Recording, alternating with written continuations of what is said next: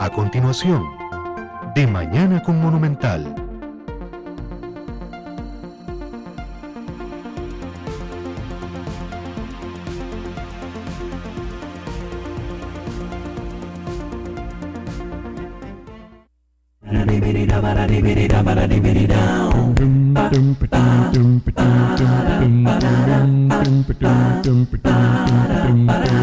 De mañana con Monumental.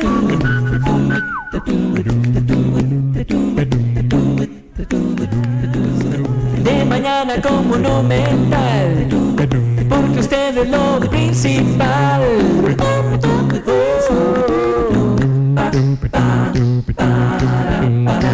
Sí.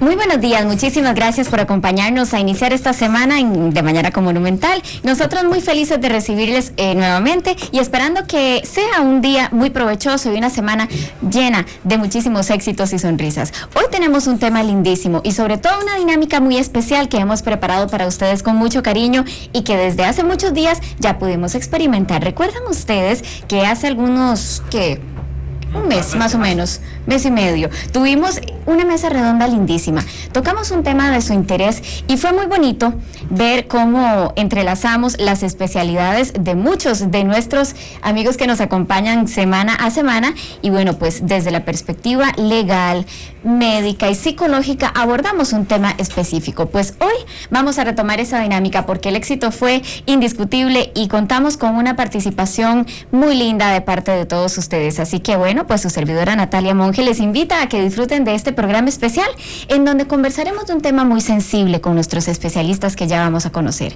Vamos a hablar sobre el suicidio, un tema que también hemos venido tocando de a poquitos, hablando de algo que puede acercarse a este triste desenlace. Hemos hablado de la depresión y demás. Pues hoy vamos a conversar sobre el tema del suicidio con nuestros especialistas. Manuel Rojas Oreamuno, médico internista, quien damos la más cordial bienvenida. Doctor, ¿cómo está? Bien, gracias a Dios. Buenos días, Natalia. Buenos días, Costa Rica. Y sí, una interesante nueva reunión con tres grandes amigos y tres grandes profesionales más, hablando de un tema bastante difícil, que es el tema de la depresión, ¿verdad? Así es. También recibimos a nuestros psicólogos Rafael Ramos y Rodrigo Rojo. Bienvenidos a ambos. ¿Qué tal, Natalia? Muy buenos días. Pues sí, con un lindo tema, pero también un tema muy fuerte, muy polémico, ¿verdad? Entonces, con todo el placer de estar justamente con tres profesionales de la materia y contigo acompañándonos, bueno, como siempre. Muchísimas gracias. Y no podemos dejar de lado, bueno, las consecuencias que tienen nuestros actos, consecuencias que muchas veces son de alcance legal. Para ello hemos invitado a don Belisario Solano, licenciado que semana a semana también está con nuestra clínica legal. Y hoy, don Belisario, con este tema tan fuerte y tan sensible. Así es, buenos días a usted, Natalia, buenos días a los distinguidos profesionales y a todos nuestros televidentes y radioescuchas. Sí, sin duda alguna, a veces se cree que es la solución a muchos problemas legales y más bien es la causa de muchos problemas legales, precisamente para los sobrevivientes del suicidio, entiéndase como sobrevivientes a los familiares más cercanos y al círculo social. Así es. Bueno, amigos, y sin más preámbulo vamos a iniciar recordándoles que esto va a ser una plática de nosotros, los que estamos aquí en la cabina, pero también de ustedes que están observándonos y siguiéndonos a través de los distintos medios de comunicación, ya sea a través de internet, a través de la radio o a través de su televisión, a través de Canal 2. Vamos a indicarles, eso sí, que las llamaditas las vamos a estar recibiendo a partir de nuestra segunda hora de programación para poder escuchar algunos aportes de nuestros especialistas primero y luego poder atender todas sus consultas del tema de hoy. Bueno, vamos a compartir algunos datos de la Organización Mundial de la Salud.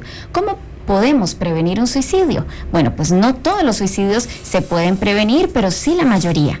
Tanto a nivel comunitario como nacional se pueden tomar varias medidas para reducir el riesgo, entre ellas las siguientes. Pongan mucha atención.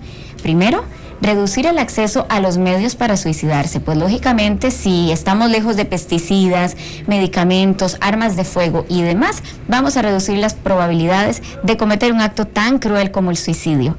En segundo lugar, tratar a las personas con trastornos mentales y en particular a quienes padecen depresión, alcoholismo o esquizofrenia. En tercer lugar, el seguimiento de los pacientes que han cometido intentos de suicidio. En una cuarta instancia podemos mencionar fomentar un tratamiento responsable del tema en los medios de comunicación. En quinto lugar, a nivel más personal, es importante saber que solo un escaso número de suicidios se producen sin aviso. La mayoría de los suicidas dan avisos evidentes de sus intenciones. Por consiguiente, deben tomarse en serio todas las amenazas de autolesión. Además, la mayoría de las personas que intentan suicidarse son ambivalentes y no buscan exclusivamente la muerte. Bueno, muchos datos podríamos compartir durante el programa de hoy y así lo vamos a hacer, pero vamos a iniciar de inmediato y queremos tratar este tema con pinzas, con mucho cuidado, con mucha delicadeza, pero acercándonos a la realidad. Y para comenzar, tal vez podemos darle el enfoque psicológico. Y yo quiero que nuestros especialistas de hoy nos cuenten ¿qué puede llevar a una persona a tener ideas suicidas? A veces nos parece increíble que esto ocurra, pero pasa. Bueno, muy buenos días a todos nuestros amigos y amigas. Nati, Rodri, Belisario, Rojitas, como siempre un placer estar con ustedes compartiendo la mesa. En realidad causas hay muchas, ¿verdad? Fundamentalmente podemos hablar desde una depresión severa, algunas causas de tipo médico importantes, como puede ser que tengamos de fondo un trastorno bipolar mal manejado, ¿verdad? Mal manejado o no medicado correctamente, condiciones de riesgo psicosocial muchísimas veces, algún evento traumatológico, desde una violación agravada, este tipo de cosas, hasta un trastorno de personalidad en el fondo, o es la historia clínica familiar de problemas de suicidio o de depresividad. De hecho, con relativa frecuencia uno escucha que el muchacho, ¿verdad?, y el bisabuelo o el abuelo o el tío eventualmente generaron alguna de estas causas. Puede haber multicausalidad, porque incluso una persona podría tener una vida muy cómoda, pero de un momento a otro entra en un proceso de quiebra económica y esto podría llevarlo a generar un bloqueo cognitivo, es decir, una alteración de su estructura de pensamiento que puede contribuir con el desarrollo de un mal manejo e integración de la crisis y eventualmente atentar contra su vida.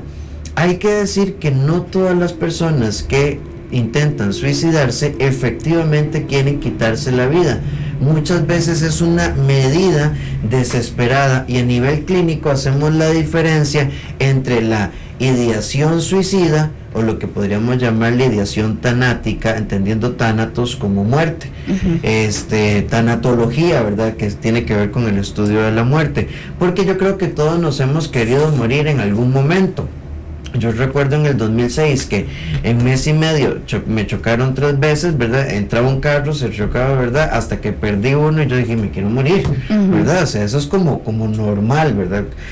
Pero eso es una expresión. Pero cuando tenemos ideación, planificación, la persona ya coquetea y además incluso muchas veces, y creo que es muy interesante, Rojas, que la persona entra por una fase de crisis aguda y de un momento empieza un franco proceso de recuperación y todos decimos, qué dicha, qué bien que va, pero lo que empezó fue a hacer ritos de cierre. Empieza a despedirse, arregla algunas cuentas. Lo interesante de esto es que la persona empieza a resolver una serie de temas y cuando los tiene resueltos atenta contra su vida. La multicausalidad es muy muy compleja. De hecho, el mayor índice de suicidios es entre 20 y 30 años. Hay un porcentaje importante en la adolescencia y la curva tiende a descender después de los 50 años, aunque también hay un porcentaje en esa curva mayor a 50 años. Muy bien. Claro, y Natalia, incluso tuve ahí la oportunidad de toparme con algunos datos, ¿verdad?, que indican que en el año de 2010 un total de 333 personas se quitaron la vida en Costa Rica. Estamos hablando de casi una persona por día, ¿verdad? Es un dato realmente alarmante, ¿verdad? Y justamente dentro de las estadísticas que mencionaba Rafa, tenemos también que un 40% de los suicidios corresponde a personas casadas y más de la quinta parte de los suicidios se debió a problemas conyugales de pareja. Entonces estamos hablando de que son números alarmantes. Es más frecuente el suicidio en los hombres. y el suicidio tiende a ser más agresivo, más drástico en el hombre. Lo hace de forma más traumática, por decirlo así, que la mujer. Y en el suicidio, en la tasa de suicidio asociado a problemas de pareja o conyugales, intervienen como variables el alcohol, la adicción y problemas de celos o celopatías ya enfermizas o de patrones de agresión enfermizos. Bueno, ahorita no tengo el dato, pero el 2011-2012 ha sido dramático, los femicidios y que el tipo llega, mata a la pareja o a la expareja y se quita la vida. Ven, es interesantísimo y yo creo que aquí vale la pena también ir incorporando poquito a poco los criterios legales y de medicina interna. En el caso suyo, doctor Manuel Rojas, que siempre pues atiende muchísimos casos de medicina interna, uno dice, bueno, ¿cómo vincular el suicidio y la dinámica que usted siempre desarrolla en su trabajo? Usted nos comentaba, doctor, antes de iniciar el programa, que en algunas ocasiones la falta o la falla más bien en los neurotransmisores puede desembocar en un suicidio. O sea, que no necesariamente tiene que existir un factor desencadenante como los que mencionaban ahorita Rafa y Rodrigo para que una persona decida interrumpir su vida y darle fin. Bueno, aquí es muy interesante el asunto. Una cosa que también uno debería partir es que si el paciente con ideación suicida o con pseudos intentos de suicidio cayera en primera instancia en manos de psicología o de psiquiatría, sería muy bueno. Sin embargo, muchos de estos pacientes no van llegando en primera instancia a ellos, sino que van llegando usualmente a medicina general o a terapias alternativas, porque tienen una serie de factores que los hace como que van armando ya el proceso, como decía Rafa, del suicidio. Entre ellos, y hay que ver lo que se llaman las personalidades premórbidas, por ejemplo, los pacientes que decían ahora, los pacientes son pacientes que tienen enfermedades crónicas como la esquizofrenia, ya es un factor de riesgo, los pacientes que tienen trastornos bipolares, los pacientes alcohólicos, los pacientes con adicción a drogas, y una cosa muy interesante, el paciente con dolor crónico. Esto es fundamental. Entonces, eso ya se consideran factores de riesgo que eventualmente pueden llegar. Y estos pacientes no llegan en primera instancia a psicología, van a llegar usualmente al médico general. Y el médico general es el que debe ir detectando que este paciente está flaqueando, que este paciente ya está dando ciertos anuncios de que algo no va bien. Pero una cosa interesante, ya entrando propiamente a hablar de la fisiología de la depresión y demás, usualmente en el paciente depresivo o existe una carga de dolor que es importante, no resuelta, o una carga depresiva también que no es adecuadamente manejada, o una enfermedad crónica depresiva o una enfermedad crónica de tipo esquizofrénica en la cual el paciente bruscamente cambia su estado de ánimo. Y en este sentido, antes se hablaba, que ya no se usa, y Rafa me puede corregir si no es cierto, que antes se hablaba del término depresión endógena y depresión exógena. En realidad eso ya no existe, ¿verdad? Y como decía Rafa también ahora, una persona puede ser millonaria, puede tener la mejor familia del mundo, puede tener todo para ser feliz y de un momento a otro se suicidó. ¿Por qué? Si tenía todo por medio. Entonces aquí es donde viene la fisiología de la depresión y de trastornos afines, y es donde se hablan de los neurotransmisores. Y los neurotransmisores se sabe que son sustancias que están no solamente en el cerebro, sino en otras partes de nuestro cuerpo, que lo que hacen es convertir un estímulo eléctrico en una reacción química que a su vez va a ser interpretada por el mismo cerebro. Y este flujo electroquímico de estas sustancias son las que modulan el estado de ánimo. En este sentido, entonces uno puede catalogar los neurotransmisores que, como decía, no solamente están en el cerebro, y vamos a ver una cosa muy interesante con ellos, es que hay lo que se llaman, por ejemplo, varios grupos de neurotransmisores. Uno de ellos son los que se llaman aminoácidos, y entre los aminoácidos tenemos el GABA, la glicina, la glutamina, que ustedes lo verán que mucho en medicina natural mencionan este tipo de sustancias. Pero también hay otro tipo de neurotransmisores que es lo que se llaman las aminas. Y dentro de las aminas están las catecolaminas, que es donde está la noradrenalina, la adrenalina, la dopamina, que es importantísima, la serotonina. Y tenemos las indolaminas, donde tenemos exactamente la serotonina. Y las variaciones, sea tanto en la producción de estos neurotransmisores o el bloqueo en la captación de estos neurotransmisores, porque recordemos que los neurotransmisores es como una especie de fluido, o imaginémonos como una especie de llave, y esta llave tiene que entrar en una cerradura, y estas cerraduras se llaman receptores. Entonces, dentro de este mecanismo podemos tener varias cosas. Una disminución de llaves, es decir, una disminución en la producción de neurotransmisores. Otra es que tengamos una adecuada producción de neurotransmisores, pero la incorporación a la cerradura, al receptor, esté alterada, y consecuentemente, aunque tengamos niveles teóricamente adecuados de neurotransmisores, el receptor no lo recibe y consecuentemente la información no se da. Y entonces, cuando tenemos alteraciones tanto en noradrenalina, en serotonina, en dopamina, una persona se puede deprimir o se va a deprimir indudablemente.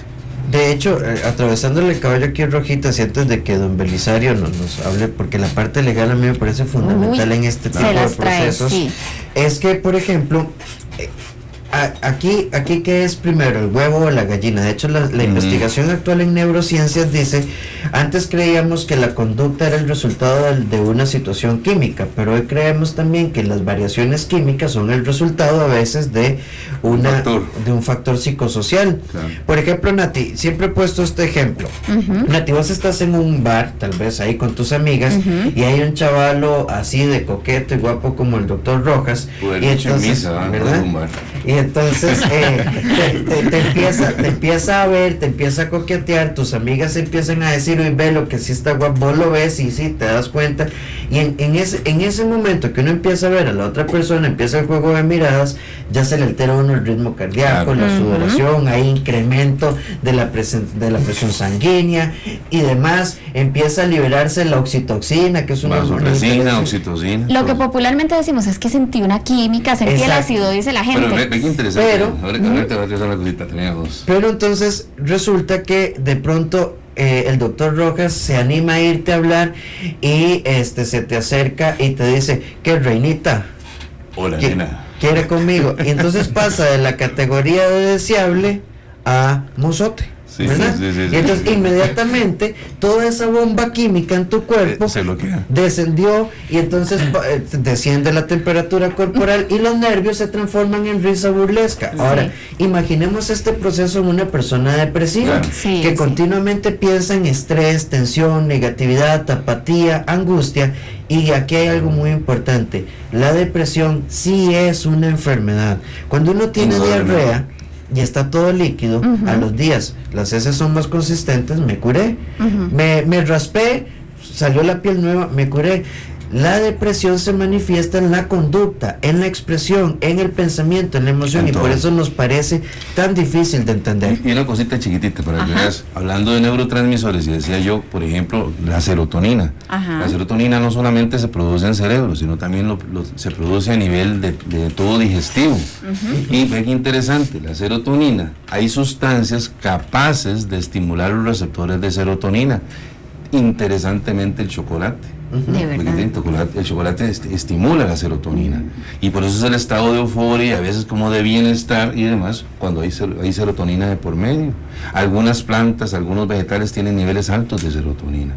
Entonces vemos que hay una correlación también entre la sintomatología digestiva y el valor afrodisíaco del chocolate. Exactamente, porque la serotonina en última instancia va a producir la sensación de placer, y como decía Rafa, inclusive poscoital, por ejemplo, poscoital se ha documentado aumento de otro tipo de neurotransmisores, por ejemplo la vasopresina y la serotonina. Después de la eyaculación en el hombre hay niveles altísimos de vasopresina y serotonina, que es lo que dan la sensación de placer, de bienestar, de Claro, pero ven qué interesante. Bueno, hasta ahorita los poquitos minutos que hemos dedicado a esto se nos han hecho, o más bien los muchos minutos que hemos dedicado se nos han hecho cortitos, porque el tema es muy interesante. Y vean cómo el resultado de esas sustancias químicas que lleva nuestro organismo pueden desencadenar en algo muy positivo, como los ejemplos que acaban de citar Rafa y también el doctor Rojas, a como pueden desencadenar en algo muy triste, como es el suicidio. Los ejemplos son muy válidos para entender que a como tenemos beneficios puede haber perjuicios, como el que estamos tratando el día de hoy. Vamos a hacer nuestra primera pausa comercial, porque si seguimos hablando, pues dejamos las pausas de lado, pero luego de que volvamos, nosotros vamos a hablar del tema legal. Hay un artículo del Código Penal que yo quiero que don Belisario nos comience a desglosar de a poquitos, porque precisamente habla de este tema, cuáles son las consecuencias legales de un suicidio. Bueno, pues al volver vamos a continuar con nuestro tema de hoy en esta mesa redonda especial acá en De Mañana con Monumental. Ya regresamos. No me toque el dial porque usted está de mañana con Monumental. Ya regresamos con De Mañana con Monumental.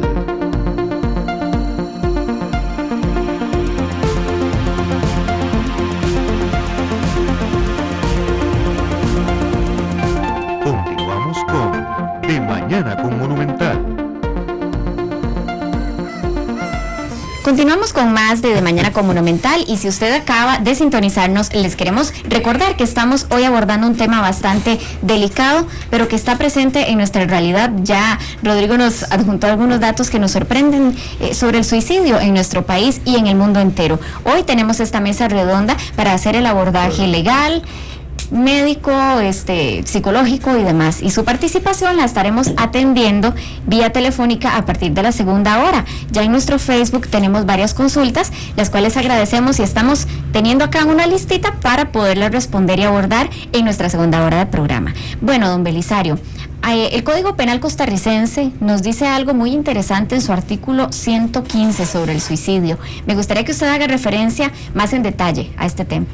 Sí, gracias, Natalia. Efectivamente, el artículo 115 del Código Penal dice: será reprimido con prisión de 1 a 5 años al que instigare a otro al suicidio o lo ayudare a cometerlo, si el suicidio se consuma, y si el suicidio no ocurre, pero su intento produce lesiones graves, la pena será de 6 meses a 3 años. Entonces hay dos tipos penales, que es uno, instigar a otro a suicidarse, con 1 a 5, y si no ocurre eso, pero genera lesiones, la pena de 6 meses a 3 años. Te atravieso, caballo. Eso involucra también entonces la eutanasia, que no está aprobada en Costa Rica. En cierta medida, sí, exacto. Este es el punto que contempla prácticamente el tema de la eutanasia como que tal. fue todo un tema de discusión recientemente, ¿verdad? En nuestro país. Un caso muy fuerte, ¿verdad? Sí, entonces aquí también hay un aspecto muy importante, que es que hasta septiembre del año 2008 existía otro tipo penal en Costa Rica, que era la sanción, digámoslo ahí, de alguna medida de la persona que intentaba suicidarse. Entonces la tentativa de suicidio estaba penalizado, y estaba penalizado con una medida de seguridad, con una medida de internamiento. Generalmente iban a parar al Chapuí, que esa era la línea que se daba. La Sala Constitucional declaró eso como inconstitucional, dice que ese tipo penal no corresponde. En todo caso, ya es todo un drama familiar, el hecho que un familiar de uno intente el suicidio, y obviamente concurren toda la familia natural a tratar de apoyar en caso de que esa persona haya sobrevivido a su tentativa, ¿verdad? En ese aspecto, la sala me parece que actúa de manera correcta, deja solamente la instigación o ayuda al suicidio como dos aspectos importantes.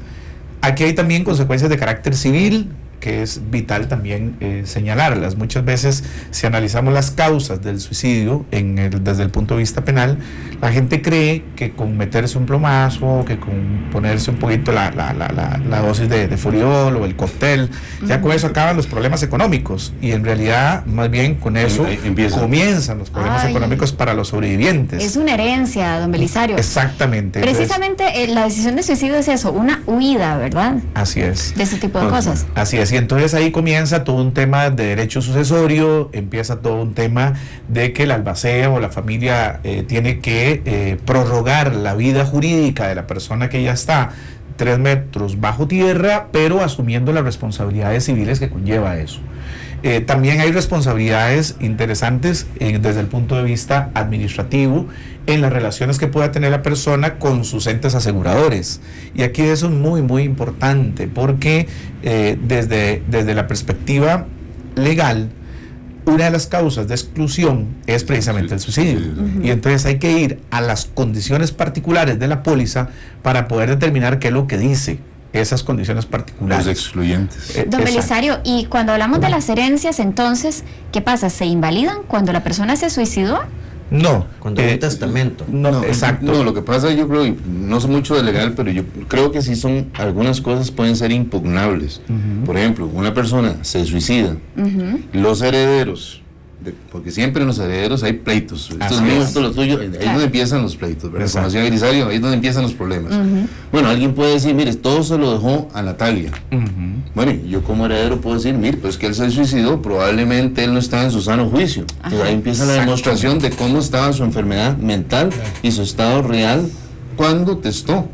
Y ahí empiezan los pleitos. Y bueno, y aquí vamos a ver. El doctor sabe bastante de derecho y me parece muy bien, y así es como tenemos que abordarlo en una forma simple, desde la perspectiva de la validez del testamento y a partir de qué fecha, incluso con un criterio técnico, un criterio médico y del psicólogo, perfectamente un juez puede determinar la nulidad de un testamento. Don Belisario, pero si esta persona que acaba de fallecer por suicidio no se había tratado con ningún especialista, ¿hay algo que a nivel de autopsia se puede realizar como para determinar estos padecimientos? Digo, es que es muy complicado y puede Qué buen darse. punto. Existen dos cosas, eso es importante. Una es, que es lo que está en boga ahora, que es las famosas autopsias psicológicas, que es una medición retrógrada, que ellos saben más, ahorita Sí, la se cita puede lo puede hacer una explicar. historiografía relacional de la conducta de la persona que se suicidó, que básicamente es una investigación psicosocial donde entrevistamos al padre, a la madre, a los hijos y encontrar de que haya características que sugieran desorden mental, pero estamos hablando de algo muy complejo Claro. de No es tan analizar. fácil. El Código Civil establece muy claro que para poder testar hay que tener la capacidad para obligarse y hay que tener una plena personalidad jurídica y una plena capacidad para actuar. Si eso no está o está viciado, el acto que se puede estar estableciendo, que en este caso la firma de un testamento, es absolutamente nulo y en consecuencia se viene al suelo una sucesión testamentaria y hay que ir a una sucesión legítima. De hecho, eso es válido también en otro apartado importante del cual vamos a hacer una mesa redonda también, que es el de las demencias. Bueno, un paciente que ya está catalogado cómodamente, hasta dónde es válido un testamento. Claro. Por ejemplo, y cuando empezó la enfermedad, que eso es peor todavía. El ejercicio mismo de los derechos. Rodri y yo acompañamos un caso en una oportunidad en que la persona firma un testamento, después fallece por causas naturales, estando internado en un centro de adicciones, ¿verdad? Con historia de consumo de poliadicción, de crack, cocaína y demás. Entonces ese testamento después se vino abajo, ¿verdad? Porque las condiciones de poliadicción afectan la capacidad cognitiva del sujeto. Claro, es que incluso estamos hablando también de dos temas que se juntan. Uno es el suicidio y otro es la eutanasia, ¿no? Claro. Que tiene que ver la eutanasia con un tema mucho más ético, también por supuesto legal, ¿verdad? Pero ahí puede ser más bien el deseo de la persona que está en una fase, llamemos, de enfermedad terminal, de terminar su vida de sufrimiento, ¿verdad? Donde las leyes evidentemente en Costa Rica no aprueban la eutanasia. Bueno, ¿no? y de hecho, Rodri, te cuento que ahorita vamos a leer en la segunda hora de programa un comentario que un radioescucha nos hace que está muy interesante. Él lo desglosa y lo ordena muy bien de acuerdo a las perspectivas que tenemos hoy para ampliar un poquito más este caso, ¿verdad? Claro. Y cómo varía dependiendo del país en el que nos Que de encontramos. hecho ese comentario que veíamos tiene que ver más con la eutanasia. Ahorita lo vamos a leer. Ahora, pero Sí. yo sí quisiera, tal vez como para que quedara claro para los oyentes, entonces una persona que intenta suicidarse eventualmente queda como sujeto, no se puede tildar de un problema a nivel penal, digamos, o legal. Sí, exacto. No puede ser detenido, no puede ir a la cárcel. Tiene que someterse a un tratamiento de carácter curativo para efectos de determinar no solamente las causas, sino e inclusive la posibilidad de su capacidad jurídica para posterior al hecho que sobrevive, ¿verdad? Y ese es un aspecto vital en cuanto al tema legal que tiene que ver con el tema del suicidio, por ejemplo. Estaba leyendo mucho estos días lo que está pasando en España en este momento, ¿verdad? En España la crisis inmobiliaria, el tema del desempleo están generando un ascenso en la línea del suicidio muy peligrosa y son constantes los casos que uno puede leer en internet o ver en los medios de comunicación. Eso de los casos que se publican, no dicen incluso las informaciones de que hay muchos más que no se están publicando porque hay incluso una actitud para proteger la información y no que se genere eso una epidemia ya. Claro.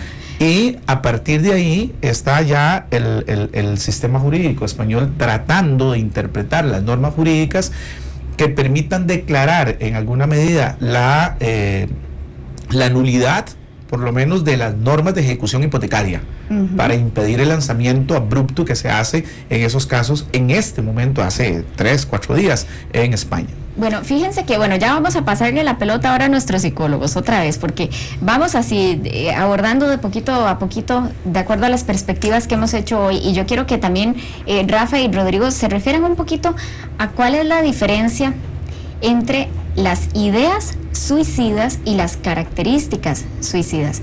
Como lo hablamos la semana anterior, creo que lo presentamos en una capsulita informativa, hay una diferencia entre estar triste y estar deprimido. También tiene que haber una diferencia entre ideas, solamente ideas, y ya características que me indiquen, ay Dios mío, esta persona o yo mismo estoy en peligro. Claro, hay una muy marcada diferencia, como decía Rafa, prácticamente la gran mayoría de las personas ha pasado en alguna etapa de su vida a pensar en la idea de la muerte. ¿Sí? Uh-huh. Pero de ahí a llevar a cabo una planeación, ¿verdad? A estructurarlo, ya es muy distinto. Ahí es cuando ya viene la conducta suicida, ¿verdad? La conducta suicida tiene que ver con todo este proceso de planeación. Son personas que evidentemente ya han visualizado incluso cómo lo harían, han visto qué recursos tienen para hacerlo. De ahí lo que mencionabas en un inicio del programa, Natalia, de cómo evitar los riesgos del suicidio, no teniendo armas en casa o medicamentos para acceso a nadie, ¿verdad? Entonces es un poco complejo, porque la verdad es que la persona que ya tiene la intención suicida probablemente va a encontrar la forma. Claro.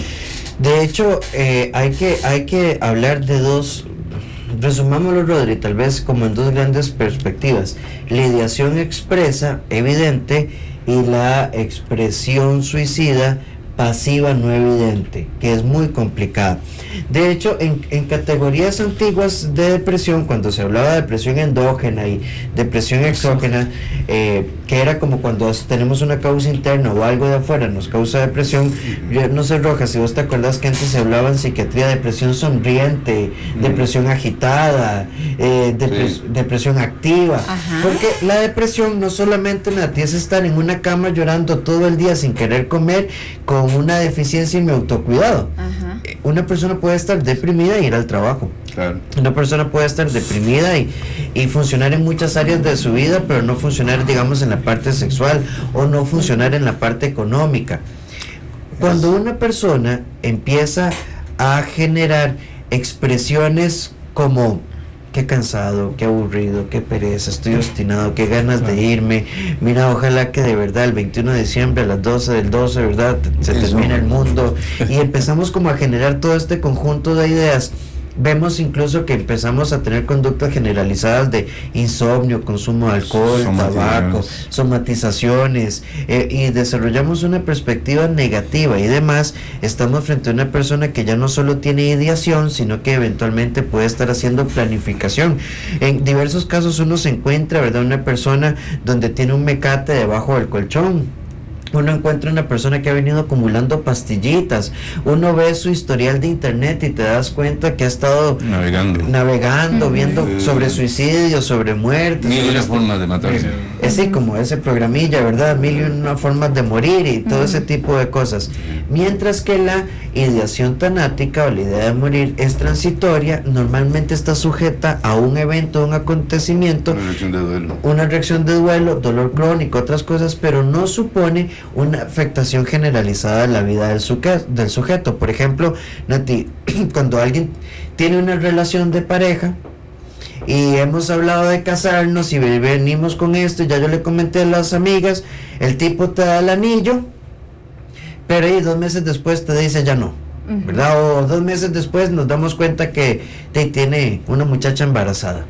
En ese momento no se quiere morir, hay vergüenza social, hay dolor, hay traición, pero si la persona se conecta con la vida, aunque esté deprimida, no supone un riesgo suicida. Claro. Como dice Belisario, hay que analizar las particularidades de la póliza, bueno, hay que analizar las particularidades del caso, pero yo, por lo menos como terapeuta, yo nunca me la juego, y por eso, digamos, nosotros trabajamos en conjunto con psiquiatría, en conjunto con medicina interna y con la parte endocrinológica fundamentalmente, porque cuando alguien tiene ya ideación de muerte, y empieza a hablar en este sentido. Hay que activar todo el protocolo, cuídelo, supervíselo, y como decía Rodri, uno puede esconder todos los mecates y todas las pastillas que alguien puede irse a subir un puente, entonces requiere una acción muy supervisada por parte de la familia hasta que la consideración de riesgo suicida haya bajado, entendiendo en 3 niveles de intervención: a nivel farmacoterapéutico, a nivel conductual y a nivel de protección. O sea, cuando ya podamos ver que la persona empieza a salir, empieza a socializar nuevamente. Mientras la persona esté retraída, hay que cuidarlo 24 horas. Muy bien, amigos, vamos a hacer una pausa comercial y vamos a continuar con esto que estamos en este momento abordando con el doctor Rojas Oramuno, porque tiene algo importante que contarnos. Ya regresamos. No me toque el dial porque usted está de mañana con Monumental.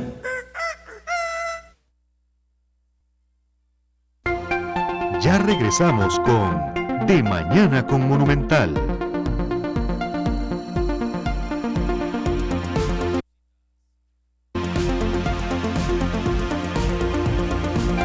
Continuamos con De Mañana con Monumental. 9:47 de la mañana y continuamos con más. Doctor Rojas, usted quería ampliar un poquito más lo que Rafa nos estaba mencionando hace un instante. Sí, varias cosas interesantes. Una de ellas es que depresión no es llorar, que es lo que tradicionalmente la gente interpreta. Si no estás llorando, no estás deprimido, y no es así. Uno de los términos actuales que se aplica para una de las variantes de depresión es lo que se llama la depresión inhibida. Y la depresión inhibida, perdonando la expresión, es el típico ahuevado. No tengo fuerzas, no quiero hacer esto, no quiero ir allá, no quiero aquí, perdí el atractivo por la vida. Y esa depresión inhibida a veces pasa solapada y no se hace un diagnóstico de que hay una depresión. Y es importante por 2 razones. Una, porque la depresión inhibida hay que tratarla, y otra es una persona que ya perdió el estímulo, la chispa para todo, y es un potencial suicida también. Y la otra también, que existen tratamientos específicos para depresiones corrientes y otros para depresión inhibida dentro del grupo de medicamentos antidepresivos. Entonces es una cosa que hay que tomarla en cuenta. Entonces, paciente que perdió esa chispa de la vida, pues hay que pensar si no tendrá una depresión inhibida de fondo, o también, como decía Rafa, también si no habrá una endocrinopatía de fondo, porque hay gente que puede tener un citomegalovirus activo y, por ejemplo, está simplemente agotado, extenuado, o tener una hepatitis crónica, y la hepatitis crónica puede dar también cansancio extremo, o un paciente que esté hipotiroideo también puede estar extremadamente cansado y también tener una falta de fuerzas que se puede malinterpretar como depresión, que es otra cosa importante. Como dicen en un hospital en Francia, no están todos los que son, ni son todos los que están. A veces de buenas a primeras etiquetamos a alguien como un cuadro depresivo y hay algo más de fondo.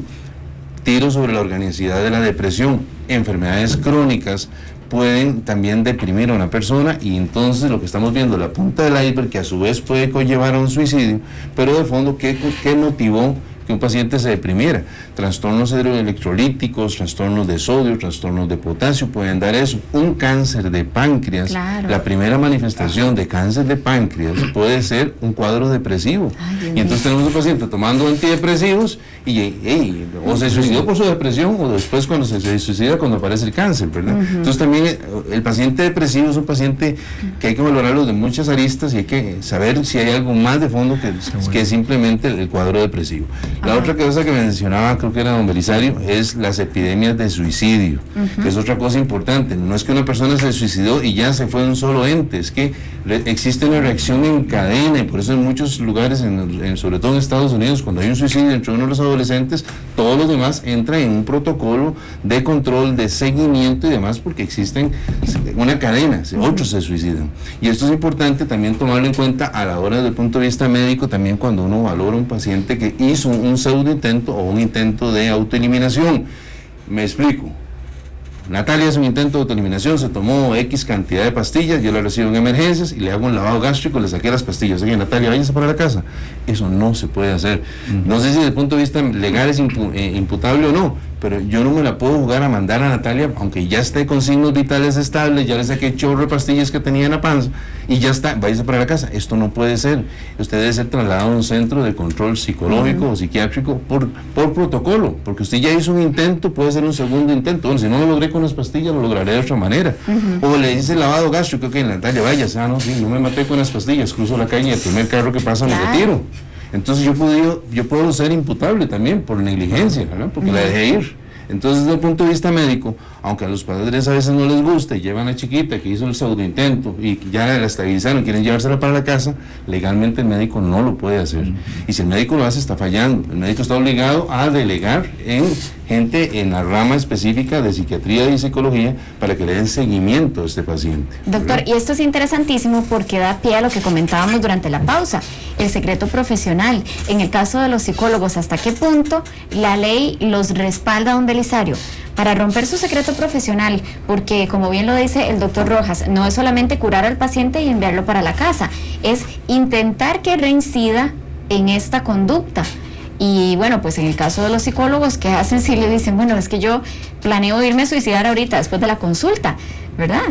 Doctor, nada más un par de cositas antes que entre don Belisario. Esa conducta, por ejemplo, recientemente yo tuve una paciente también, entró con una depresión inhibida y ella misma textualmente me decía, mire, yo voy acumulando pastillas, restos de pastillas, de las que le sobra a fulano, de las que le sobra a mí, porque tengo una familia depresiva, y va acumulando y acumulando pastillas. Ya tengo una guaquita. Para todo Horror de horrores, claro. Y la señora consciente y orientada. ¿De qué tengo que hacer yo? Yo llamé al marido, así de sencillo, mire, pasa esto, y ella aquí usted no me sale hasta que usted esté aquí, y explicarle delante de ella, aunque ella me lo contó en un secreto profesional y demás, pero ¿qué hago yo? Ella misma me está diciendo, mire, estoy guardando pastillas y ya siento que lo voy a hacer en cualquier momento. Don Belisario, si yo como paciente quiero demandar al doctor porque está invadiendo mucho mi privacidad, en este caso, ¿qué va a primar? No, interesa proteger el fin primordial, que es el derecho a la vida. Claro. O sea, nadie puede disponer sobre su vida ni la vida de los demás. Y en este caso, la divulgación del secreto está plenamente permitida, y no solamente plenamente permitida, sino que es obligatorio. Hay un articulito en el 144 del Código Penal que se refiere a la omisión de auxilio. Quien se encuentra a una persona amenazada de un peligro cualquiera y omita prestarle el auxilio necesario según las circunstancias. Ese es el tipo penal que está ahí contemplado. Si un médico, un psicólogo se entera de que hay una persona que está propensa a un suicidio, tiene inmediatamente que hacer los reportes. Bien lo decía el doctor Rojas hace un ratito, es su obligación no solamente hacer el lavado, sino que también pasar el asunto al Departamento de Psicología para efectos de que se pueda ordenar el trabajo que corresponde. Antes había la obligación de denunciarlo al Ministerio Público, precisamente por la tentativa, y que el Ministerio Público pudiese, con un juez penal de la República, ordenar el internamiento en un centro de atención especializado, que era en ese caso el Chapuí. Por naturaleza iban a parar todos los que intentaban suicidarse. Hoy día ya no existe eso, pero sí por lo menos se podría intentar por parte de los médicos y el centro médico correspondiente lavar su responsabilidad, eliminar su responsabilidad, dándole a los familiares el reporte correspondiente y poniendo, en caso del Departamento de Trabajo Social y de Psicología que tienen los centros médicos, el asunto concreto para evitar esa responsabilidad. Aunque vea que interesante, eso se cambió ahora en el año 1996, precisamente dejó de la parte de prisión y se establece una multa a un salario mínimo, que son como 340,000 colones, más o menos, lo que se podría estar considerando la sanción correspondiente a esa omisión de auxilio que estaría cometiendo el médico o el psicólogo en caso de no proceder como corresponde. Y yo creo que es un tema ético, ¿verdad? Porque a fin de cuentas consideremos también, por ejemplo, las conductas de riesgo, que están muy cercanas a las conductas suicidas, ¿verdad? Sí se vuelve un tema ético, porque ¿qué sucede con el psicólogo que recibe a un adolescente? Y uno como profesionista conoce que está viviendo conductas de riesgo, llámese el consumo excesivo de alcohol, de drogas, manejar rápido, o sea, situaciones que están poniendo en riesgo su vida, cuando el objetivo de uno es salvaguardar la vida y la salud emocional de la persona. Ahora, Rodrigo, ¿cómo podemos nosotros tratar a un paciente depresivo y que ya le detectamos conductas suicidas. ¿Cuáles son nuestros límites como familiares, como amigos, como compañeros de trabajo? Bueno, yo creo que el papel que juega uno como familiar, ¿verdad?, es básico, porque somos la red de apoyo más importante, o sea, realmente somos ese soporte, pero sí se requiere una intervención interdisciplinaria. No es solo la intervención que va a tener el psicólogo, sino también el psiquiatra, el médico, y incluso determinar si la persona está capacitada para poder en ese momento de su vida integrarse al trabajo y a otro tipo de actividades, si en ese momento le hacen bien. Entonces yo creo que la primera línea y la más importante es la de la familia. Yo creo, y Nati, perdón, y comentábamos fuera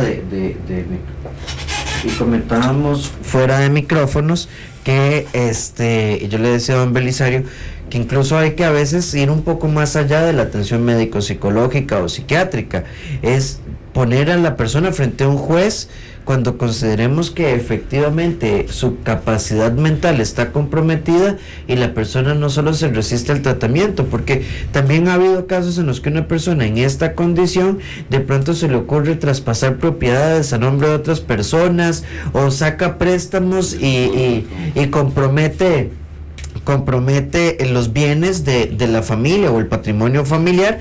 Entonces la idoneidad mental es fundamental evaluarla. Sí, exacto. La capacidad jurídica que es inherente a todas las personas y la capacidad de actuar a partir de los 15 años, que ya el individuo tiene esa capacidad relativa de actuación, y posteriormente a partir de los 18 la capacidad absoluta para poder firmar contratos y adquirir obligaciones, no puede estar bajo ninguna circunstancia supeditada a un problema en su capacidad cognitiva y al poder diferenciar entre lo que es legal o ilegal, lo que es correcto e incorrecto. De hecho, don Belisario, fíjese que es momento oportuno para mencionar aquel famoso caso que en su momento pues tuvo eco en los medios de comunicación, el de Luis Fernando Burgos. Ustedes recordarán que él pues pagaba una pena de 35 años de prisión por estrangular con su esposa y decidió atentar contra su vida cuando él estaba en prisión. Días antes había atestado de todos sus bienes, se los iba a heredar a su tía y al hijo de esta de 13 años, según tenemos entendido. Sin embargo, los padres de la víctima fueron incluidos en el proceso sucesorio con tal de ser indemnizados. Es un caso muy particular y de nuestra sociedad. Sí, es un caso muy reciente y de mucho conocimiento público. El caso de Luis Fernando, que era un brillante abogado defensor y que fue debidamente condenado. Cuando se entera propiamente de la ratificación de la sentencia como tal por parte de la sala, es cuando se toma la decisión del suicidio. Pero antes había hecho un testamento precisamente en donde dejaba expuestas las últimas voluntades y los últimos acuerdos. Lo que pasa es que ahí venía una demanda que era la acción civil resarcitoria que los padres de la muchacha estaban ejecutando, y además había una condena civil en la misma causa. Entonces, darle la validez a ese testamento implicaba dejar por fuera las responsabilidades que él había tenido o que había ejecutado en vida. Hay me parece una actuación muy inteligente de los abogados de ambas partes, llegaron, conciliaron, no hubo necesidad propiamente de anular el testamento, que era la fase que seguía, sino que más bien hicieron un acuerdo extra partes y lograron resolver satisfactoriamente para ambos todo el proceso. Esas son circunstancias que vician precisamente la voluntad y que bajo ninguna circunstancia el Código Penal ni el Código Civil toleran en ese sentido.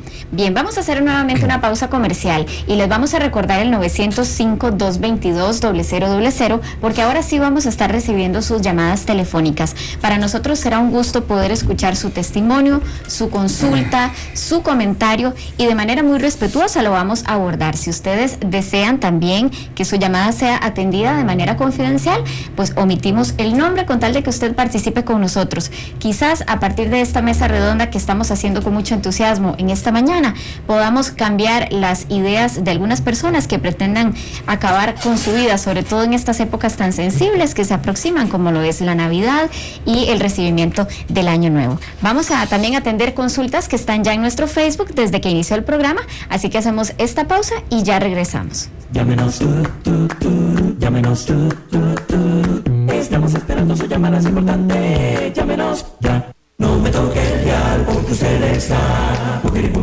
de mañana como Monumental.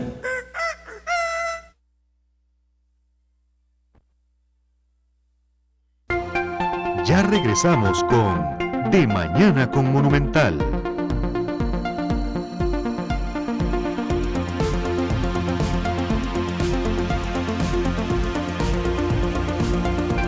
Continuamos con De Mañana con Monumental.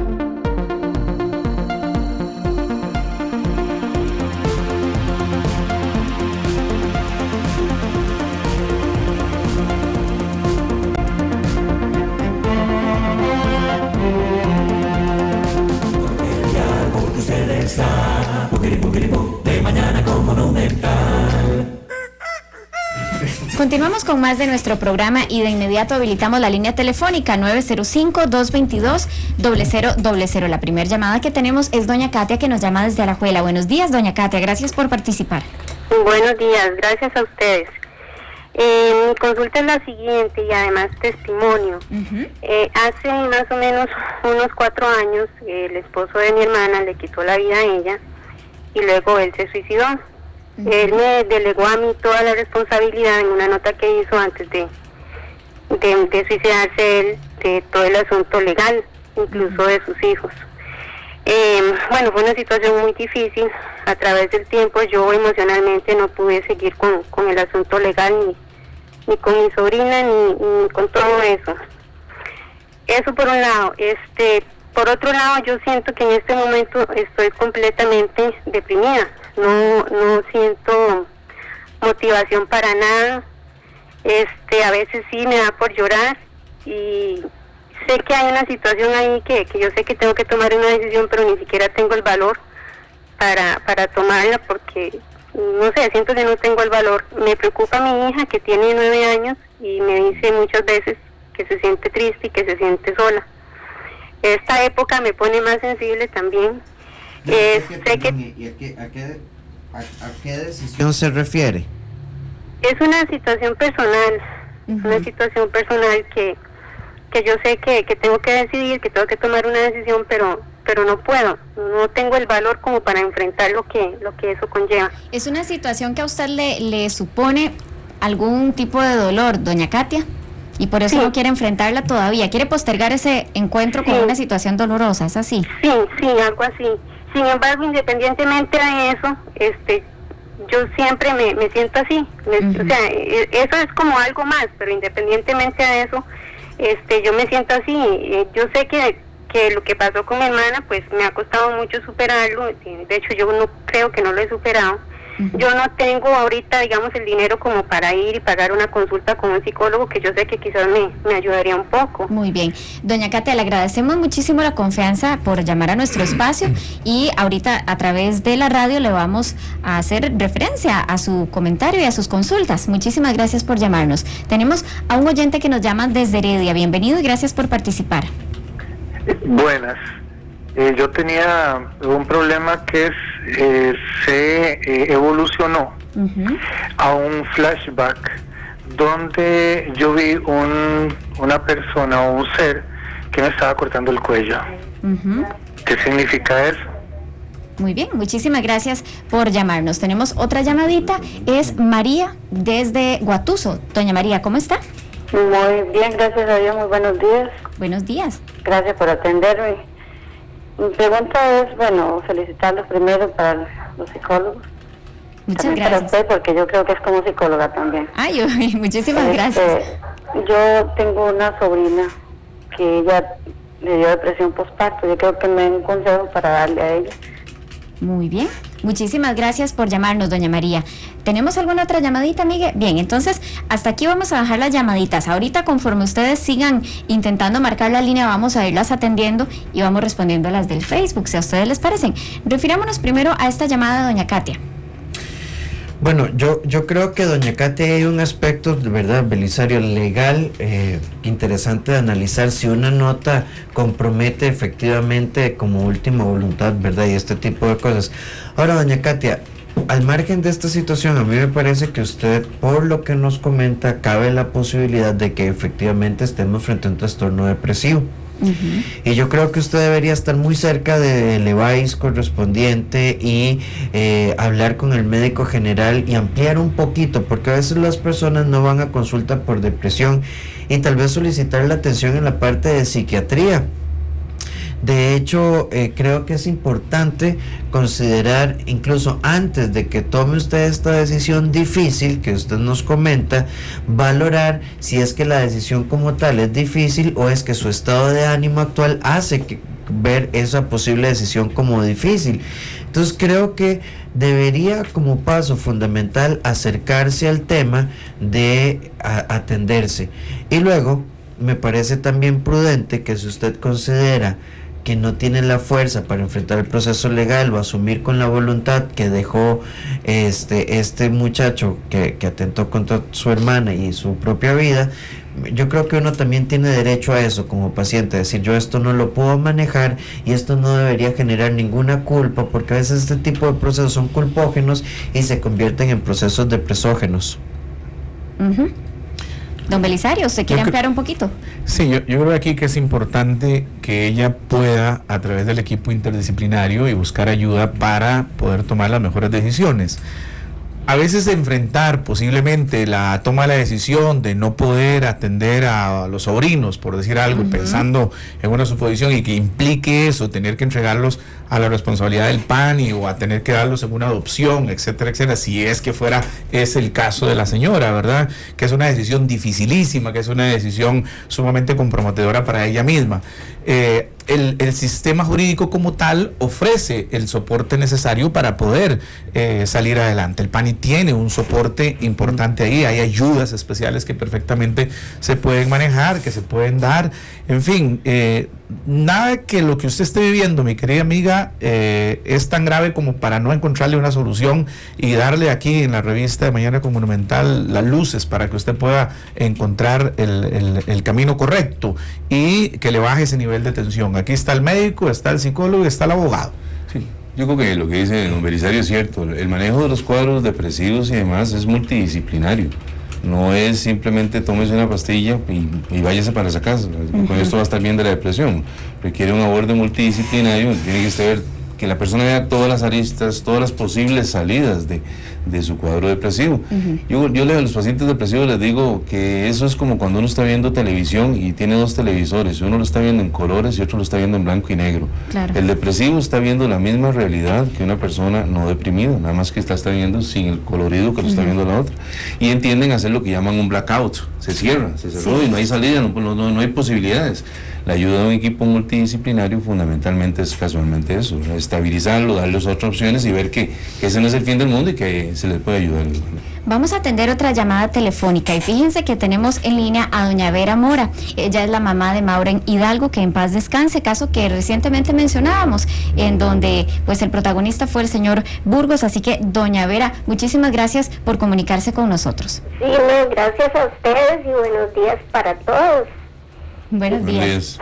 Sí, me llamó poderosamente la atención que precisamente estaban hablando de nuestro caso, ¿verdad? Que de por sí bastante doloroso. Claro. ¿Verdad? Y tan doloroso que todavía pues no se ha hecho justicia, ¿verdad? No la hemos visto todavía, aunque los periódicos dicen que ya nos dieron mucha plata, ¿verdad? Y ese no es el caso. Todavía no se ha resuelto. Yo quisiera preguntarle al abogado, a don Belisario, ¿qué serán las trabas? Si nosotros firmamos documentos, o sea, ¿por qué eso no se ha dado? Digamos, la plata no me va a devolver a mi hija, pero nosotros sí queremos justicia. Pero entiendo, mi querida amiga, de que ya ustedes habían firmado un arreglo conciliatorio entre las dos partes. Exacto. Ajá, ¿y qué es lo que ha faltado entonces para que se ejecute ese arreglo si ya ambas partes estaban totalmente satisfechas de qué era lo que les tocaba a ustedes y lo que le tocaba a los otros? Ajá, ya todo, a eso llegamos a un acuerdo, pero fíjese que nos dan una casa donde tiene los impuestos desde el 2004 no se pagan. Ok. Bueno, muchas cosas, el carro tiene un embargo, ahí está en la cochera. O sea, nosotros no sentimos que todavía la justicia sea, no se ha hecho, Ok. ¿verdad? Y que, o sea, no sabemos qué pasa con la tía, no sabemos qué pasa con el sobrino. Los abogados tenemos una belleza de abogados, pero ¿qué pasa? Ellos tienen mucho trabajo y ellos, o sea, como una pena también porque les debemos y no podemos pagar porque eso, o sea, la justicia todavía no.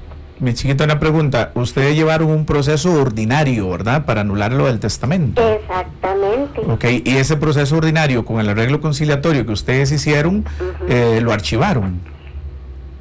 No Pues saben. no, todavía está Todavía en no. vigencia porque estamos Ok. esperando, o sea, no Que se sé, concretice. mire, fíjese que sinceramente no sé qué estamos esperando porque, Exacto. o sea, viera que estamos así, Ok, no, perfecto. pasando.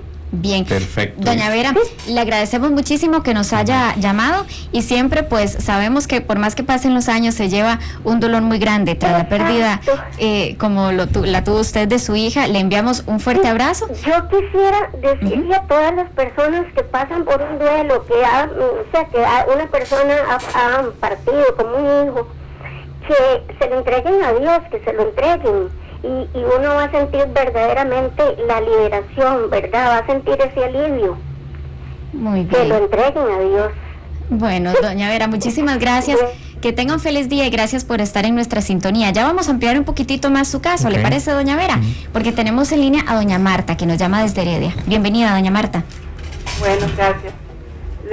Lo que yo quería decirles es que, digamos, a mí siempre he pensado que a mí no me gustaría que mi familia quedara con ese estigma de que se suicidó, ¿verdad? Pero hace como 2 años yo tuve una época en que me sentía cosas muy raras, como que yo no era yo. Me enfriaba, sudaba, bueno, me daban unas cosas horribles. Entonces lo que yo pensé, ahora me da risa. Lo que yo pensé es que morir como morían los samuráis, ¿verdad? Era eso lo que yo pensaba. Ya yo fui a tratamiento, estoy en tratamiento, gracias a Dios, no digo que bien, pero sí estoy bien. Muy bien, doña Marta, muchas gracias por llamar y bueno, este tipo de testimonios por supuesto que nos ayudan muchísimo para ver que hay cosas que uno a veces puede considerar como que no ocurren, ¿verdad? Como que uno dice, qué raro, pero esas ideas pasan por la cabeza de la gente. Pues sí, ocurren. Tenemos a don Oscar también en la línea telefónica. Don Oscar, bienvenido. Buenos días. Buenos días. Buenos días, una consultita es para don Belisario, él me conoce a mí, yo soy salonero, trabajaba en Cervantes, era para hacer una consultita a don Belisario, que si él sabe que si eso que están haciendo ahora los restaurantes, que están con el 10% pagando el salario, que si eso es legal o es inconstitucional, o Don Oscar, disculpe, pero hoy estamos atendiendo solamente consultitas del tema que estamos tratando en la mesa redonda. De cualquier manera, aquí dejamos anotada su consulta. Es un tema que nos interesa muchísimo abordar en la revista y mañana mismo, para que no espere muchísimo, le podemos responder y usted puede nuevamente entrar en comunicación con nosotros si le parece, ¿de acuerdo? Bueno, vamos a ver, comentemos un poquito. Un oyente nos habló sobre su sueño. En realidad, bueno, pues interpretación de sueños no es tanto lo que pretendemos hacer hoy, pero él no nos mencionó algo que tuviera repercusión en su vida diaria. ¿Qué podemos decir sobre este flashback que él dice que tuvo sobre como que le cortaban el cuello? Bueno, yo Rápidamente. creo rápidamente, pues no es del campo mío como clínico y de Rodri en la parte propiamente de coaching y trabajo que hacemos, el tema de la interpretación de sueños. Esto es un poco más de la cultura psicodinámica o psicoanalítica y demás, pero si bien es cierto, rescatando un concepto freudiano interesante, es que los sueños son proyecciones de nuestras propias tensiones. Entonces habría que ver a la larga la gente que suele tener más pesadillas, quitando hábitos alimenticios insanos, pero la gente que suele ser más tensa, más irritable y demás, suele tener una carga interesantísima de sueños que implican dolor, muerte, persecuciones, cuestiones como más dramáticas y más tensas. Yo le diría a este oyente que podríamos hacer una revisión general de su estado actual de salud mental, en el sentido de cuánto descansa, cuánto se duerme. Personas que duermen menos de 5 horas por día tienen una recurrencia interesantísima en cargas de sueños dramáticos. Personas que andan con cabos sueltos, que tienen 10 años de no hablarle a la mamá o cosas de este estilo. Entonces, este flashback es un indicador de que quizá a nivel emocional haya alguito por ahí suelto que debamos revisar. Porque no me parece una alucinación ni un criterio para otro diagnóstico a nivel de salud mental. Muy bien, vamos a recibir finalmente la llamada de don Reiner antes de irnos a nuestra pausa comercial. Don Reiner, ¿cómo está? Buenos días. Buenos días. Felicitaciones por este espacio. Quería resumir porque es rápido, ¿verdad? El tiempo, la vida se compone de tiempo y nosotros tenemos que maximizar la utilización del tiempo. Así es. Ok. Primero, 23 años de fallecida mi madre, cumplió el 3 de octubre. No realicé el duelo. Me casé muy rápido, me casé mal, me equivoqué. El divorcio, aunque no llegué a tener los sentimientos de esos que dicen las películas y todo, de cosquillas y todo, amor y todas esas cuestiones, el fracaso, lo considero un fracaso, pero además me dolió el ego, aunque no llegué a considerar esa parte, ¿verdad? Me dolió el ego. Bueno, en todo este proceso entré a psiquiatría. El entrar a psiquiatría fue como la reina de belleza que le acaban de poner la corona y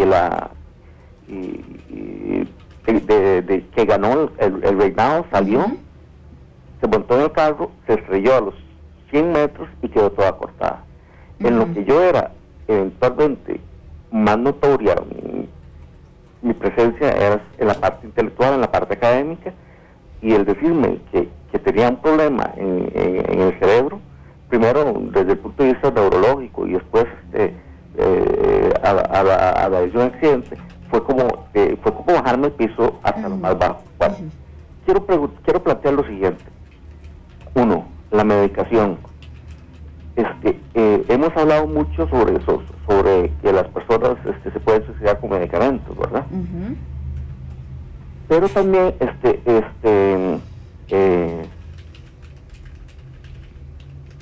le escuchamos, don Reiner. Estos medicamentos son medicados por un... Y he visto en el área que se da mucho el prueba y error. Eso es un elemento ya que...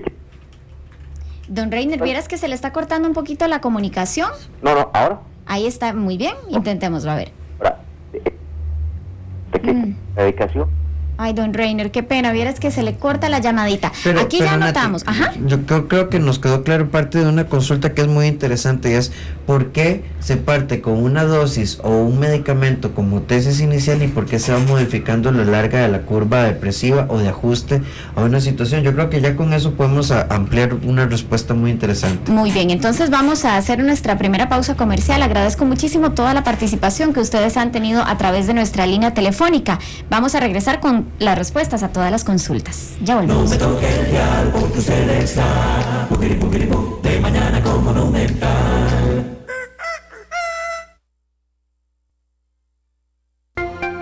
Ya regresamos con De Mañana con Monumental.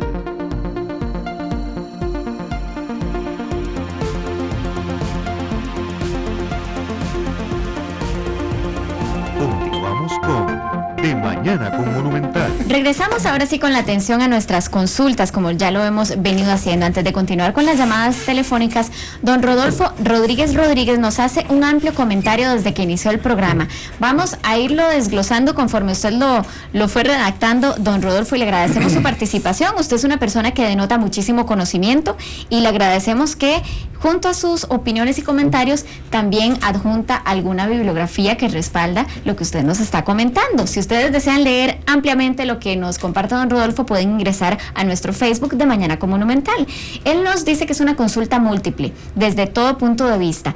Primero, nos cuestiona, ¿no es absurdo normar penalmente a los suicidas o sobrevivientes, criminalizando a un suicida y cuando la mayor pena que podría dar el Código Penal es la pena de muerte? ¿O es que el Código Penal lo que pretende es causar sufrimiento y a los suicidas, para hacerlos sufrir, no les condena a muerte? Don Belisario, brevemente, ¿usted se quiere referir a esta consulta? Sí, muy simple. El 114 ya fue derogado. O sea, en realidad no hay ninguna sanción para la persona que sobrevive a un suicidio. Que sobrevive al suicidio. Hay un tratamiento, pero eso surge de la responsabilidad que tiene cada uno de sus familiares. Bien, voy a leer tal cual él redactó el punto número 2, que es desde el punto de vista psicológico. Él nos dice: el discurso de poder de la clínica psicológica patologiza al suicidio. Y eso es análogo a patologizar el homosexualismo, por ejemplo. ¿Por qué anormalizar una decisión personal? Patologizar a los que consideran la decisión de suicidarse no evidencia que lo patológico es quienes lo patologizan, es decir, los clínicos y su discurso de poder. Rafa, Rodrigo. Bueno, agradecemos el comentario. Creo que en este caso se refiere más que nada al tema de la eutanasia, como decíamos, ¿no? Hace rato.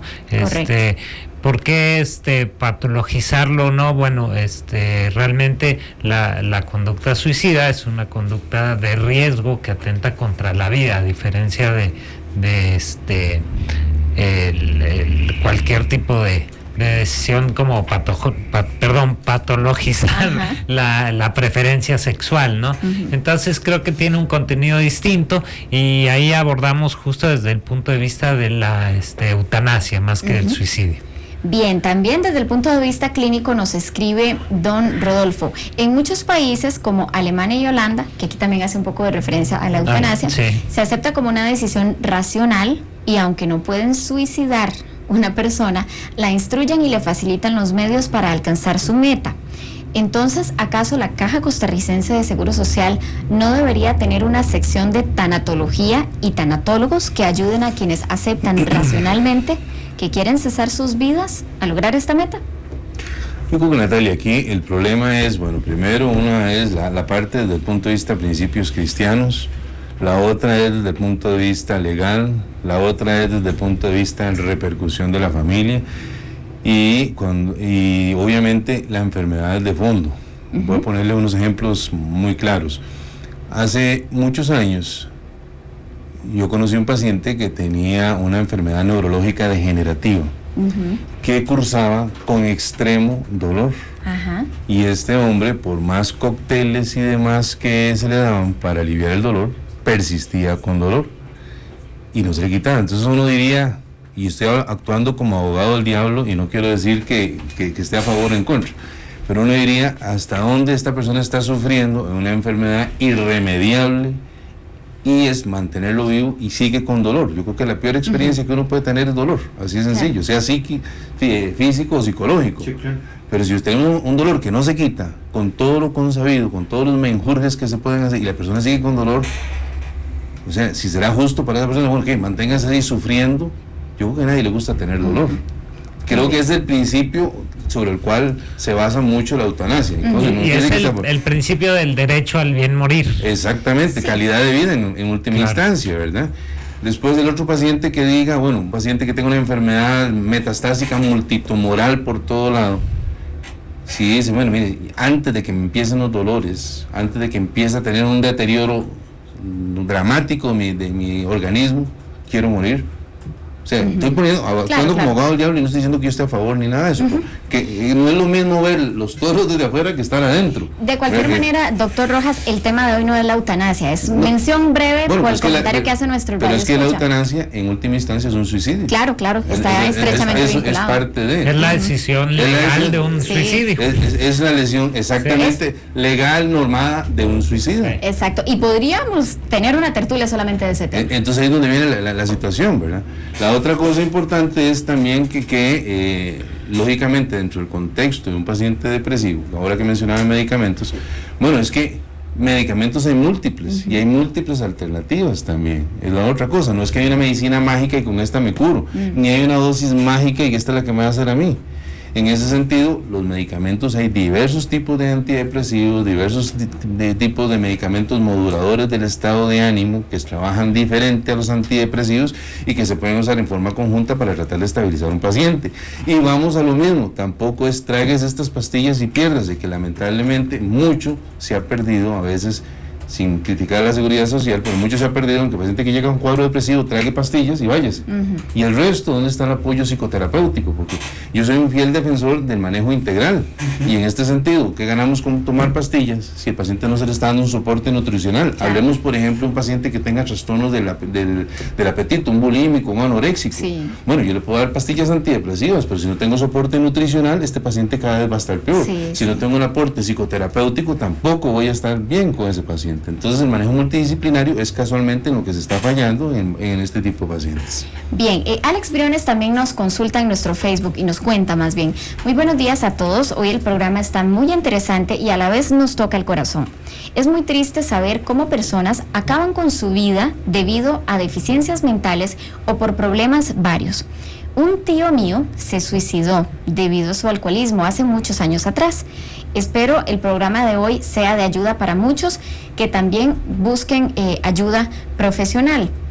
Bueno, agradecemos muchísimo este comentario que nos hace entonces Alex Briones. Vamos a retomar un poquito las llamadas telefónicas que tuvimos para que ustedes puedan hacer mención al respecto. Teníamos la llamada de María de Guatuso, nos contaba o nos hacía una consulta sobre la depresión postparto. Ella quiere aconsejar a una sobrina, si no me equivoco, que está teniendo algunos síntomas de este padecimiento. Bueno, rápidamente es importante decir, ¿verdad? Que en el tema de depresión postparto, bueno, eso es todo un tema, pero hay que decir que la depresión postparto, evidentemente va a sonar un poco absurdo lo que voy a decir, es la que se da después del parto, pero no necesariamente inicia ahí, ¿verdad? Porque hay condiciones de variaciones bioquímicas, como explicaba el doctor Rojas, todo el sistema hormonal, bioquímico, neurotransmisión y demás que pueden verse afectados, pero la mayor recurrencia es cuando tenemos antecedentes depresivos previos a ese proceso de parto. Hay algún nivel de depresiones postparto que se pueden dar como el desequilibrio en el ajuste de la vida al nuevo ser, horarios, lactancia, cansancio y demás. Esto nos puede agravarnos las condiciones postparto, de depresión postparto, y también la dinámica de pareja o la dinámica familiar deficiente o disfuncional pueden agravar el proceso. Entonces, ¿qué es importante en este caso? Algunas depresiones postparto pueden llegar a tener características de depresiones psicóticas, como los que hemos escuchado en los medios de comunicación, que en un caso ya muy grave y evolucionado, la madre puede atentar hasta con la vida de sus hijos o su propia vida. Entonces, ¿qué hacer?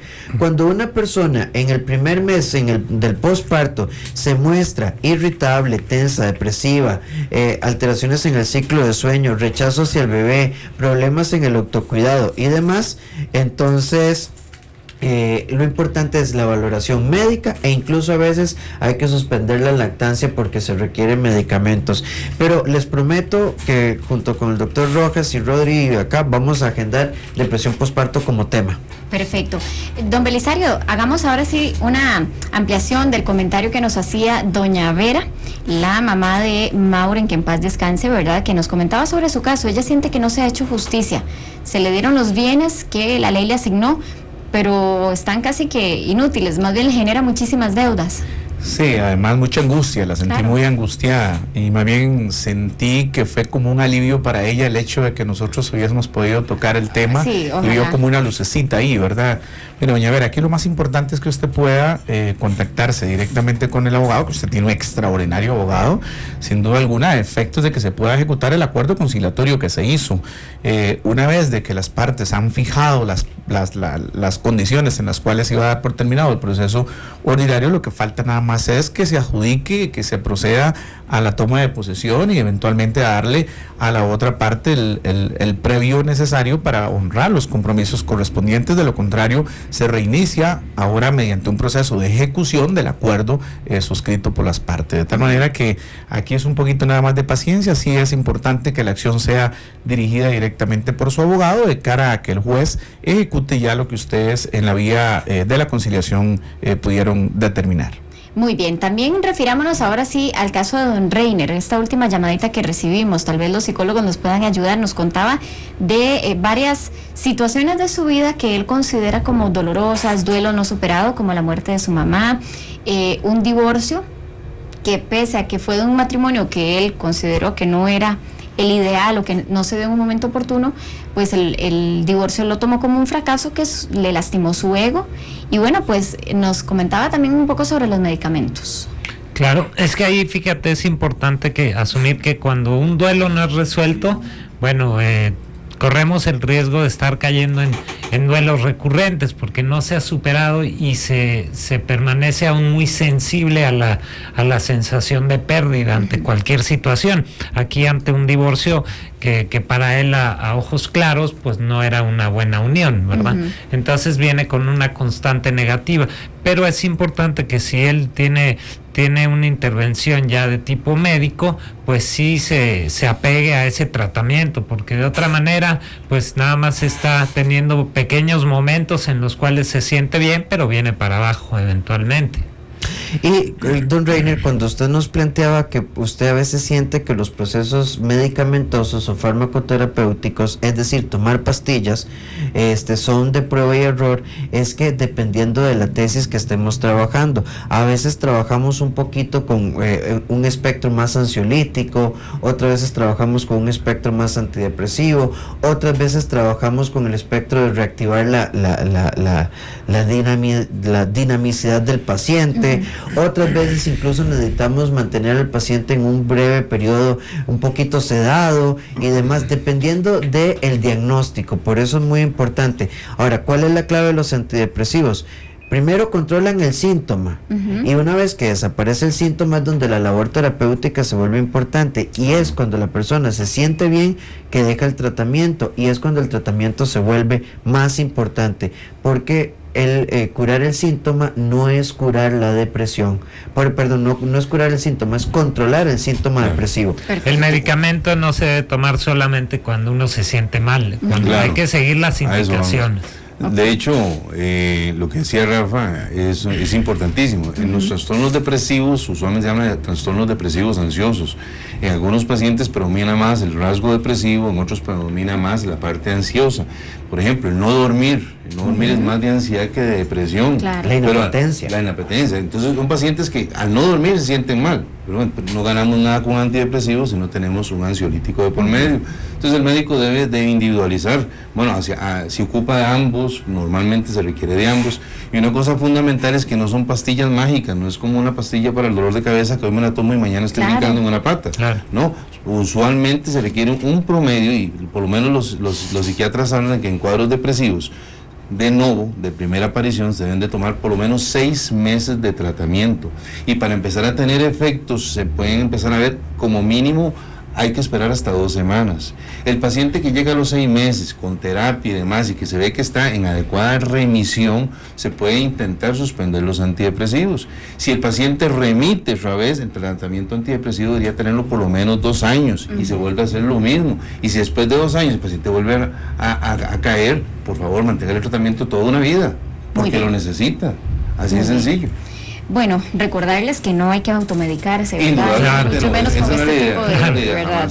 Tiene que haber un profesional. Sí, quiero decirlo abiertamente, la caja suele dar y manejar mucho el cóctel de fluoxetina con hidroxicina, fluoxetina como antidepresivo, hidroxicina como antihistamínico, que induce el sueño, ¿verdad? Como recurso de apoyo. Entonces en todas nuestras casas, la tía, la abuela, a veces tenemos fluoxetina y se las regalan como botonetas. Entonces cuidado con eso, porque se tiene que personalizar la tesis medicamentosa. Bien, Marcela Marín nos hace un comentario muy interesante. Me parece que existe algo que yo le llamaría el suicidio involuntario, nos escribe, y es el punto en que llegamos a una depresión tan profunda que nuestra mente empieza a rechazar todo aquello que nos da vida, como el sueño, se empieza a vomitar todo lo que se ingiere, etcétera. Si no logramos detectar a tiempo y buscar ayuda, podemos, sin saber, acabar con nuestra vida porque pasamos de tener un problema emocional a sumarle problemas físicos, de salud, y se convierte inmanejable hasta pensar en el suicidio como una solución. Está interesantísimo esto de suicidio involuntario. No es así, en realidad básicamente lo que pasa es que la depresión es un monstruo de 1000 cabezas y tiene múltiples somatizaciones. No es simplemente el estado de ánimo deprimido o cabizbajo, como dicen, sino que esto tiene repercusión orgánica. El paciente se siente típicamente tiene cansancio, típicamente no tiene la alegría de vivir, no tiene ese ímpetu para trabajar. Tiene trastornos del apetito agregado, exacerba sus dolores de cabeza, exacerba dolores articulares, la fibromialgia se agrava y cualquier enfermedad que exista de fondo crónica también se va a ver agravada. Entonces este monstruo de 1000 cabezas hay que tratarlo y agarrar el toro por los cuernos. Evidentemente no es simplemente tómese una pastilla para el dolor de cabeza, una pastilla para el dolor de abdomen, una pastilla para el dolor articular, una pastilla para la concentración, una pastilla para la energía. Esa no es la idea. La idea es buscar la raíz del asunto, y la raíz del asunto, si es un cuadro depresivo, necesita indudablemente tratamiento y necesita apoyo psicoterapéutico, sin lugar a dudas. Así es. Jonas Lang nos escribe: a este tipo de personas les urge pedir ayuda, viven una vida negativa y quieren que todo su entorno sea igual o peor que el de ellos. He visto casos de personas así. Mientras haya vida, quiere decir que se puede seguir luchando. Muchas bendiciones. Nos cuenta también que hubo una etapa de su vida en la que cayó en depresión. Dice: pensé hacer cosas estúpidas. Después de un tiempo de estar así, hablé con un verdadero amigo. Él me habló fuerte y con tonos y con un sutil tacto me tocó. Hoy por hoy vivo el día a día y trato de ser una mejor persona cada día. Y como siempre lo he dicho, todo está en la mente. Si piensas positivo, te puede ir mejor. Bueno, agradecemos muchísimo a Jonas Lang por este comentario tan bonito que nos está haciendo. También nos escriben y nos piden omitir el nombre. Dice: les agradezco no decir mi nombre. Buenos días. Muchas gracias por el programa. Está muy interesante. Hace más de 2 años estoy en una situación laboral que me genera muchísimo estrés y me desmotiva mucho. Últimamente me siento muy mal con todo lo que respecta al trabajo y me cuesta muchísimo levantarme todos los días para venir a trabajar. No me siento plena y esto me está afectando varias áreas de mi vida. No he querido darle mucha pelota a mi situación, pero escuchando su programa hoy me siento muy identificada. Me gustaría escuchar sus consejos. ¿Qué debería hacer esta oyente? Yo creo que esto oyente... Vamos a apretar el botoncito. No sé qué me pasa, ¿verdad? 10 años, sí.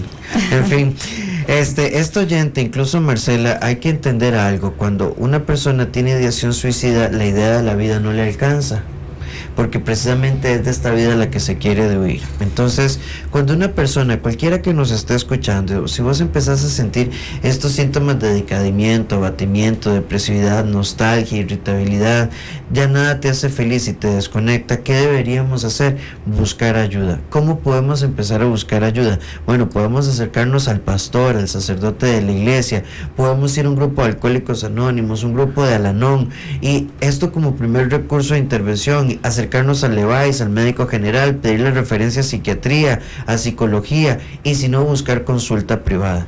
La depresión todavía no se entiende en el 2013, por eso nosotros en el CEDE, incluso a mí me gusta hablar de salud emocional, porque se habla mucho de salud mental, pero se habla poco de salud emocional. Entonces, cuando tus emociones no están bien, quiere decir que algo en tu cuerpo no funciona, tanto química como psicológicamente. Entonces, hay que buscar ayuda.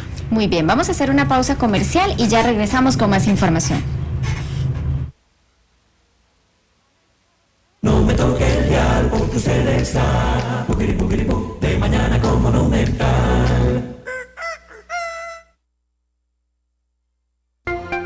Ya regresamos con De Mañana con Monumental.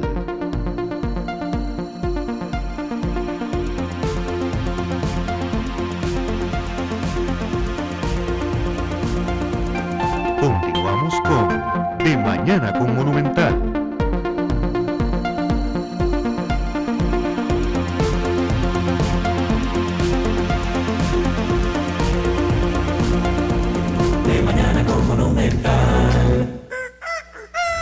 Regresamos con más y vamos a hacer un paréntesis en la tertulia que tenemos en esta mañana para establecer comunicación con la doctora María Luisa Ávila. Hoy es el Día Mundial de la Neumonía y doctora, le agradecemos muchísimo que esté vía telefónica con nosotros para que nos cuente un poquito un mensaje importante que usted quiera enviar a toda la comunidad, porque tenemos datos de la Caja Costarricense de Seguro Social que son alarmantes. Por ejemplo, solo en el 2011 se registraron 425 muertes a causa de esta enfermedad. Bienvenida, doctora. Buenos días, Natalia, gusto saludarla. Definitivamente la neumonía es una causa de muerte no solamente en Costa Rica, sino en Latinoamérica. Y precisamente desde Miami lo que estamos haciendo es lanzar una iniciativa que se denomina Vale la Pena. Porque sin lugar a dudas vale la pena prevenir la neumonía, prevenir las muertes ocasionadas por neumococo, y también vale la pena que las personas desde los 50 años se vacunen contra la neumonía. Porque afortunadamente en la población pediátrica tenemos la situación ya bastante controlada, pero todavía nos queda un grupo de población muy susceptible. Doctora, ¿cómo se puede trabajar de manera preventiva para combatir el neumococo? Primero que nada, teniendo conciencia que es una enfermedad que le puede dar a cualquiera. Sobre todo a aquellas personas que son fumadoras, hipertensas, diabéticas o que tienen algún factor de riesgo como el asma. Y por supuesto controlando esas enfermedades y además siendo consciente de que la vacuna me puede prevenir de manera muy eficiente esta infección. Bien, doctora, ¿algo más que usted desee agregar para crear o fortalecer esa conciencia en la población costarricense? Sí, Natalia, definitivamente lo que yo le diría a la gente es que vale la pena apostar por la salud, que no hay que preocuparse de la salud solamente cuando la perdemos, sino que tenemos que ser conscientes que a través de las vacunas podemos lograr una mejor calidad de vida, y aquellos que quieran tener mayor información, los invitamos a visitar la página valelapena.org, donde van a encontrar información de gran valor. Bien, muchísimas gracias, doctora, por habernos atendido esta mañana. Con todo gusto, Natalia. Bien, era la doctora María Luisa Ávila quien nos daba unos minutitos, alguna información valiosa sobre el neumococo en el Día Mundial de la Neumonía. Bueno, amigos, ya tenemos que finalizar nuestro programa de hoy. Gracias a todos los que nos estuvieron acompañando vía telefónica, también a través de nuestro Facebook. Fue un tema muy lindo y le sacamos mucho el provecho, yo creo, muchachos. Bueno, yo para cerrar, para cerrar encendamos el micrófono, sí, Rafita, para escucharlo mejor. Eso es. Es que no veo la lucecita aquí. Lo que quisiera compartir la frase de Benjamin Franklin. La felicidad humana generalmente no se logra con grandes golpes de suerte que pueden ocurrir pocas veces, sino con pequeñas cosas que ocurren todos los días. Y una persona depresiva tiene que vivir cada momento ordinario como un proceso extraordinario para aferrarse a la vida, entendiendo que necesita tender las manos muchas veces para que otros lo sostengan, y esto es fundamental. Bien, muchísimas gracias a Rafael Ramos, también a Rodrigo Romo, psicólogos del CEDI, que semana a semana nos acompañan. Bueno, muchas gracias por dejarme compartir el tema con ustedes, se nos fue el tiempo volando y gracias a todos por acompañarnos. Bien, gracias también al doctor Manuel Rojas Oramuno, médico internista, que también estuvo con nosotros. Muchas gracias por este espacio nuevamente y haber compartido con estos profesionales y amigos un tema tan difícil de abordar, y recordar que la depresión pues tiene sus alternativas terapéuticas, sobre todo con manejo multidisciplinario, y que definitivamente el suicidio no es una opción válida. En realidad hay que agotar todo tipo de posibilidades, y siempre va a haber una más después de esa, con tal de traer estabilidad a cualquier persona. Don Belisario, muchísimas gracias. No, gracias a usted y gracias a los distinguidos profesionales que nos han acompañado.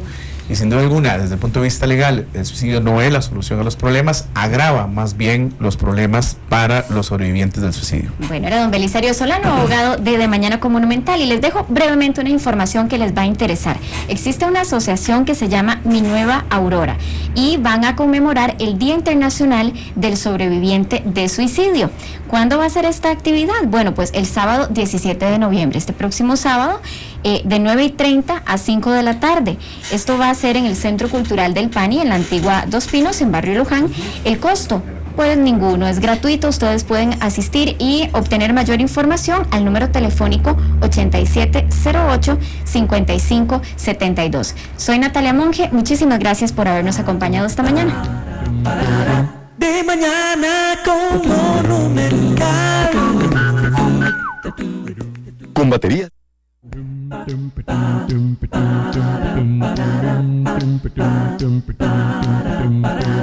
De mañana con Monumental.